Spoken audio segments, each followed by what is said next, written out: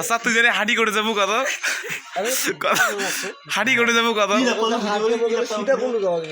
আমার কথা শুন সাউয়ার ভাড়া তোর তোর সময় দিলাম কত জানিস 2 বছর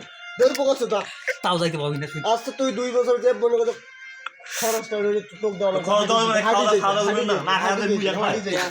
তোক তোমরা খরচ দিব 200 কোটি টাকা তোকে দেওয়া হবে যদি যাইতে পারিস 200 টাকা দিয়ে একবার বোকাস তার অর্ধেক টাকা দিতে দাও এসে ভাড়াটা দে ঠিক আছে আমরা গাড়ি যাব সেটা না